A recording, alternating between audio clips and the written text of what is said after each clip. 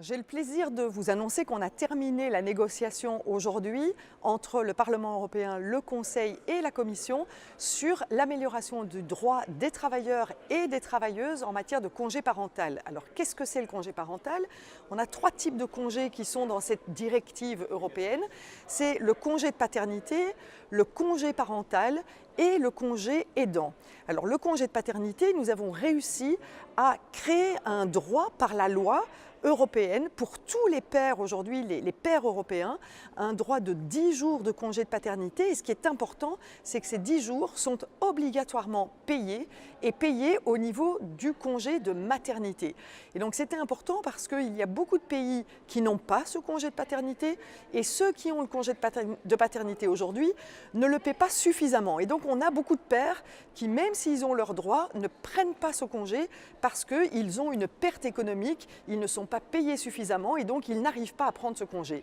Grâce à cette directive, eh bien, non seulement on renforce le droit des pères européens, mais en plus on les incite à prendre ce droit parce qu'effectivement il va être payé de manière, je dirais, consistante.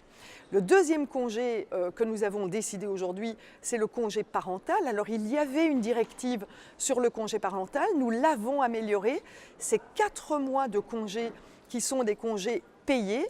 Et ce que nous avons fait, c'est que ce congé dit payé, congé parental, doit être payé de manière adéquate. C'est-à-dire qu'il doit permettre aux parents de ne pas se mettre dans une situation de pauvreté. Et donc les États membres devront offrir un salaire adéquat. Et ce que nous avons aussi introduit dans le congé parental, c'est qu'il est un congé adressé aux mères, adressé aux pères, mais il est surtout pas transférable. Et il n'est pas transférable, ça veut dire que quand vous avez votre droit, vous ne pouvez pas le céder. Alors au Parlement européen, nous aurions voulu que ce droit individuel puisse être sur les 4 mois. Le Conseil a voulu réduire cette période à 2 mois. Ça veut dire que vous avez un congé, vous y avez droit, et à concurrence de 2 mois, vous ne pouvez pas le céder à votre conjoint. Ce que nous avons pu ajouter également, c'est que ce congé parental soit octroyé pour des parents qui sont des parents de même sexe, et c'était également le cas au niveau du congé de paternité, bien entendu. Le troisième congé, c'est le congé qui est le congé des aidants, et nous avons créé un nouveau droit qui n'existe pas aujourd'hui dans la législation européenne, c'est 5 jours pour pouvoir aider un membre de votre famille qui a un besoin en matière de santé, et je pense que c'est quelque chose qui est important si on veut travailler sur la question du lien intergénérationnel en Europe.